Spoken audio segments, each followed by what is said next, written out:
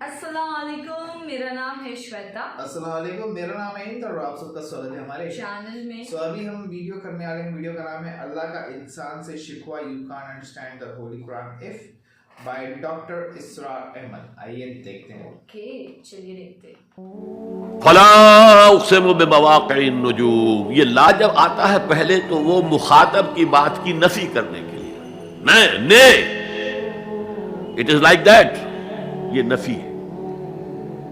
لا اقسم بیوم القیامہ، تمہارے خیالات غلط ہیں، میں قیامت کی قسم کھاتا ہوں۔ تو فرمایا فلا اقسم بمواقع النجوم، وقع یقع کے کیا معنی ہے؟ اور یہ سورت کون سی؟ واقعہ، اذا وقعت الواقعہ، وقع گر جانا، پڑ جانا، یہ ستاروں کے ڈوبنے کی جگہ ہے۔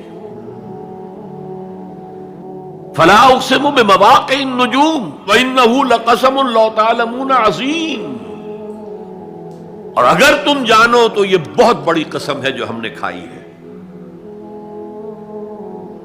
اس وقت کا انسان کیا سمجھتا کہ ستارے کہاں جاتے ہیں، کہاں غروب ہوتے ہیں، کہاں گرتے ہیں؟ آج ہمیں معلوم ہے۔ سورہ حامیم سجدہ میں جو کہا گیا ہے سنریہم آیاتنا فی الآفاق وفی انفسہم حتی یتبین لہم انہ الحق، ہم انہیں اپنی نشانیاں دکھائیں گے آفاق و انفس میں، یہاں تک کہ یہ بات واضح ہو جائے گی کہ قرآن حق ہے۔ آج ہمیں معلوم ہے خلا میں بلیک ہولز ہیں، اور یہ بلیک ہولز بڑے بڑے ستاروں کے پچکنے سے، پچک جانے سے پیدا ہوئے، اور جب وہ بڑے ستارے پچکتے ہیں، جو خلا پیدا ہوتا ہے، ویکیوم، اس میں بڑی طاقت ہوتی ہے، اس کے پاس سے کوئی سیارہ، کوئی ستارہ گزر جائے اسے کھینچ لیتا ہے قبر کے اندر۔ یہ بلیک ہولز کا تصور۔ اسی لیے اللہ نے اس وقت کے لوگوں کے لیے کیا کہا؟ فلا اقسم بمواقع النجوم وانہ لقسم لو تعلمون عظیم، انہ لقرآن کریم، یہ بہت باعزت قرآن ہے، فی کتاب مکنون، ایک چھپی ہوئی کتاب میں ہے، لا یمسہ الا المطہرون، اسے چھو ہی نہیں سکتے مگر انتہائی پاک ہستیاں۔ اس کے کیا معنی ہے؟ پہلی بات تو ہمیں معلوم ہو گئی، مراد فرشتے ہیں، بے ایدی سفرۃ کرام بررہ، اسی کی شرح ہو رہی ہے نا۔ اسی سے ایک فقہی مسئلہ نکالا گیا کہ بغیر وضو کے ہاتھ نہ لگاؤ، لیکن اس کا اصل مفہوم کیا ہے وہ سمجھیے۔ قرآن کی روح تک کوئی نہیں پہنچ سکتا جب تک کہ تزکیہ نفس نہ ہو گیا۔ اگر حب مال، حب دنیا، حب جاہ، حب شہرت، اگر یہ تمام محبت میں دل سے نکل نہ جائیں تو قرآن کی روح تک آپ کی اپروچ نہیں ہوگی۔ مولانا روم نے کہا ہے، اگرچہ ذرا میں سمجھتا ہوں کہ انہوں نے بہت سخت الفاظ استعمال کیے ہیں، ماز قرآن مغزہا برداشتے استخاں پیش سگا انداختے، ہم نے قرآن سے اس کا مغز لے لیا ہے، جو ایسنس ہے وہ کھینچ لیا ہے، ہڈی کا گودا جو ہے وہ ہم نے نکال لیا ہے، ہڈیاں ہم نے پھینک دی ہیں کتوں کے سامنے جو لڑ رہے ہیں۔ علم کلام کا مسئلہ ہے صفات حق حق سے جدا یا عین ذات، قرآن مخلوق ہے یا نہیں ہے، غیر مخلوق، اور بڑے بڑے ہو رہے ہیں اس کے اوپر، یہ کتے لڑ رہے ہیں ان ہڈیوں کے اوپر۔ ہم نے اس میں سے اصل شے نکال لی، وہ کیا ہے؟ اللہ کی محبت، اللہ کی معرفت، یہ ہے اصل شے۔ ماذ قرآن مغزہ برداشتے استخاں پیش سگا انداختے۔ تو جب تک انسان کا باطن پاک نہ ہو جائے وہ قرآن کے چھلکوں سے کھیلتا رہے گا، چاہے وہ کہنے کو مفسر ہو، قرآن کے باطن تک کبھی نہیں پہنچے گا۔ فی کتاب مکنون لا یمسہ الا المطہرون تنزیل من رب العالمین، یہ تھوڑا تھوڑا کر کے اتارا گیا ہے رب العالمین کی طرف سے۔ انزال کے معنی ہے دفعتاً اتار دینا. لیلۃ القدر میں آیا انا انزلناہ فی لیلۃ القدر. رمضان کے بارے میں شہر رمضان الذی انزل فیہ القرآن، باب افعال. لیکن حضور پر ایک دم نہیں اترا، تھوڑا تھوڑا تھوڑا تھوڑا 23 برس میں جا کر اس کی تکمیل ہوئی. اب دیکھیے جو شکوہ کیا اللہ نے، کیا اس جیسی نعمت سے تم مداہنت کر رہے ہو، بے اعتنائی کر رہے ہو، اسے پڑھتے نہیں ہو، اسے سمجھتے نہیں ہو، اس پر عمل نہیں کرتے، اسے اپنا امام نہیں بناتے. تمہارا طرز عمل یہ ہے، بلکہ تم نے اپنا نصیب یہ بنا لیا ہے کہ تم اسے جھٹلا رہے ہو. غور کیجئے، جھٹلانا جو ہے دو طرح کا ہے. ایک ہے زبان سے کہنا کہ یہ نہیں ہے، کوئی اللہ کا کلام نہیں ہے، یہ قرآن وغیرہ جھوٹ، سب اساطیر الاولین ہیں، یہ محمد نے گھڑ لیا ہے وغیرہ وغیرہ، جھٹلانا ہو گیا. ایک جھٹلانا ہے عمل سے جھٹلانا. مان تو لیا اللہ کا کلام ہے، لیکن اس کی حرام کردہ شے کو اپنے لیے حلال کیا ہوا ہے. حدیث نبوی ہے ما آمن بالقرآن من استحل محارمہ، اس شخص کا قرآن پر کوئی ایمان نہیں ہے جو اس کی حرام کردہ چیز کو اپنے لیے حلال ٹھہرا لے. اس سے اعتبار سے غور کیجئے، اور اس کی مثال بھی دی ہوئی ہے سورہ جمعہ میں. مثل الذین حملوا التوراۃ ثم لم يحملوها كمثل الحمار يحمل اسفارا بئس مثل القوم الذین کذبوا بآیات اللہ واللہ لا يهدی القوم الظالمین. مثال ان لوگوں کی جو حامل تورات بنائے گئے تھے اور پھر انہوں نے اس کی ذمہ داری کو ادا نہیں کیا، اسے قائم نہیں کیا، اس کے احکام پر عمل نہیں کیا. جیسے فرمایا ہے سورہ اعراف میں، قل یا اہل الکتاب، کہہ دیجئے اے نبی صلی اللہ علیہ وسلم، اے کتاب والو، لستم علی شیء حتی تقیموا التوراۃ والانجیل وما انزل الیکم من ربکم، تمہاری کوئی حیثیت ہماری نگاہ میں نہیں ہے، تمہارا منہ نہیں ہے کہ ہم سے دعا کرو جب تک کہ تم تورات اور انجیل کو اور جو کچھ نازل کیا گیا تمہاری طرف اسے قائم نہیں کرو. آج اللہ ہماری دعائیں نہیں سنتا. 30 لاکھ جا کر حج کرتے ہیں. دنیا کے حالات میں کوئی ذرہ برابر فرق آتا ہے؟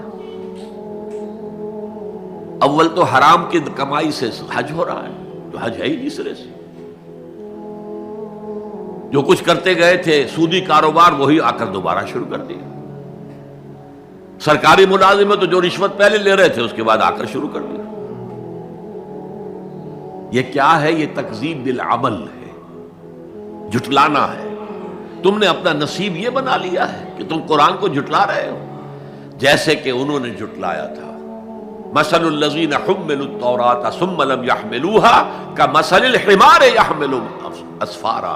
ان کی مثال ان گدھوں کی سی ہے جن پر کتابوں کا بوجھ لاد دیا گیا.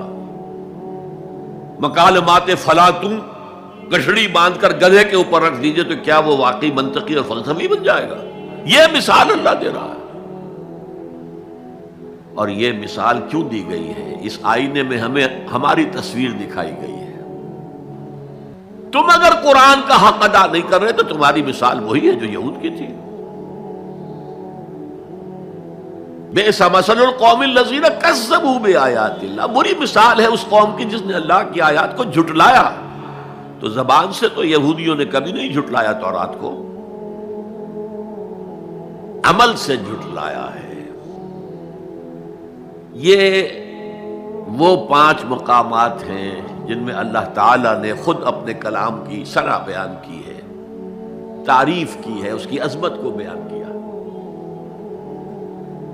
اب میں آپ کے سامنے ایک حدیث رکھنا چاہتا ہوں. حضور نے کیا فرمایا؟ ایک حدیث سنا چکا ہوں آپ کو. عن عثمان بن عفان رضی اللہ تعالی عنہ قال قال رسول اللہ صلی اللہ علیہ وسلم خیرکم من تعلم القرآن وعلمہ. تم میں سے بہترین لوگ وہ ہیں جو قرآن سیکھیں اور سکھائیں. یہ حدیث بڑی عجیب ہے. یہ ترمذی میں بھی ہے اور دارمی میں ہے، اور اس کے راوی حضرت علی ہیں رضی اللہ تعالی عنہ. عن علی رضی اللہ عنہ قال، حضرت علی فرماتے ہیں انی سمعت رسول اللہ صلی اللہ علیہ وسلم یقول، میں نے سنا اللہ کے رسول صلی اللہ علیہ وسلم کو یہ کہتے ہوئے، انہا ستکون فتنۃ، ان قریب ایک بہت بڑا فتنہ رونما ہوگا۔ حضرت علی فرماتے ہیں قلت، میں نے عرض کیا مل مخرج منہا یا رسول اللہ، اے اللہ کے رسول یہ فرمائیے اس فتنے سے بچنے کا، نکلنے کا راستہ کون سا ہوگا؟ جیسے آپ بڑے بڑے حالوں میں دیکھتے ہیں ایگزٹ، عرب ممالک میں لکھا ہوتا ہے مخرج، اگر کہیں آگ لگ جائے، کہیں دھواں بڑھ جائے تو نکلو، لال جو روشنیاں ہیں ان کے اندر جو نیچے دروازے ہیں ان کی طرف جاؤ، یہ مخرج ہے جان بچانے کے لیے۔ یہاں ایک لحظہ توقف کر کے ہمارا اور صحابہ کا جو فرق ہے اس کو نوٹ کر لیجئے۔ اگر ہم ہوتے تو کیا پوچھتے، حضور یہ فتنہ کب آئے گا، کدھر سے آئے گا، کیوں آئے گا، کیا ہوگا، یہ سارے سوالات کرتے نا، جن کا عمل سے کوئی تعلق نہیں، معلومات ہے۔ حضرت علی نے کچھ نہیں پوچھا، بس آپ نے فرما دیا کہ بہت بڑا فتنہ ہوگا، تو بس ہمیں یہ بتائیے کہ اس سے نکلنے کا راستہ کیا ہے۔ اب سنیے حضور کی زبان سے قرآن مجید کی مدح۔ قال کتاب اللہ، فتنوں سے بچانے والی اللہ کی کتاب ہے، فیہ نبأ ما قبلکم، اس میں تم سے پہلے جو تھے ان کی بھی خبریں ہیں، قوم نوح اور قوم عاد اور قوم ثمود اور قوم مدین اور آل فرعون اور سدوم اور عمورہ کی بستیوں کے حالات ہیں کہ نہیں؟ وَخَبَرُ مَا بَعْدَكُمْ، اس میں تمہارے بعد جو آنے والے حالات ہیں وہ بھی درج ہیں، ذرا کھدائی کر کے نکالنا پڑتا ہے ورنہ حالات موجود ہیں۔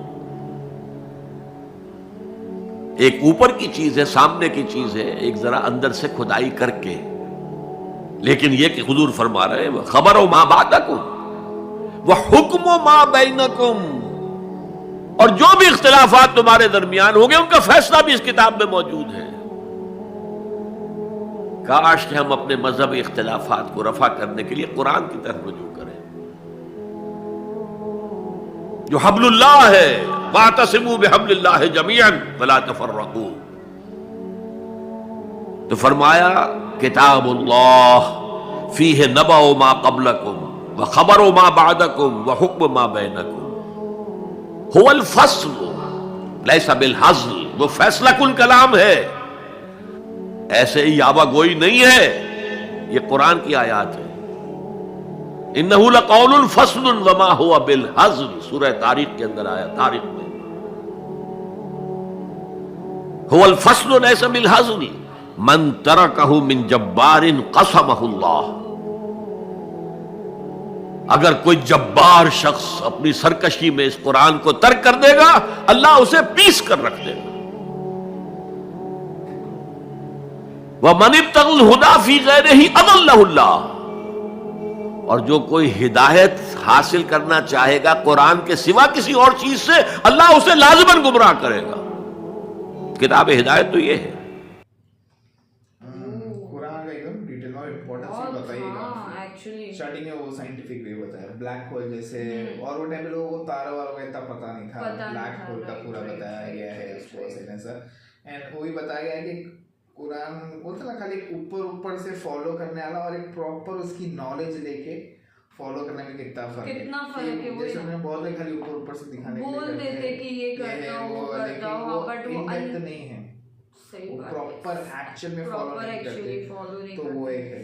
جیسے انہوں نے بولا نا بہت لوگ جاتے ہیں حج پہ، ٹھیک ہے، لیکن آگے پھر وہ الٹے کام کریں گے، ایکچوئل میں فالو کریں گے نہیں، تو وہ کافی پتہ ہے کہ آپ نے سمجھا you can't understand the holy Quran, اگر تم الٹے سیدھے تم کو وہی سب کرنا ہے پھر بھی قرآن کو، تو وہ سینس نہیں بنتا اس میں، تو وہ بہت اچھے سے ایکسپلین کیا ہے۔ बहुत अच्छा लगा, मतलब फुल ऑन लाइक बहुत अच्छा लगा, बहुत में था। काफी और देखो और समझने में टाइम लगेगा हमें, बट काफी जितना समझना हम कोशिश कर रहे हैं। जी बाकी आप लोग तो काफी लोग तो कमेंट्स में ही बताते हैं हमें थोड़ा, एक्चुअली बहुत सारे कमेंट्स पे बताते हैं, तो वो अच्छा लगता है कि और हमें और थोड़ी बहुत नॉलेज मिल जाती क्वेश्चन है, है तो हमको क्लियर हो जाता है। राइट तो ठीक है, हम और देखेंगे वीडियोस, तब तक के लिए वीडियो को like, subscribe, share, comment, click on the bell icon.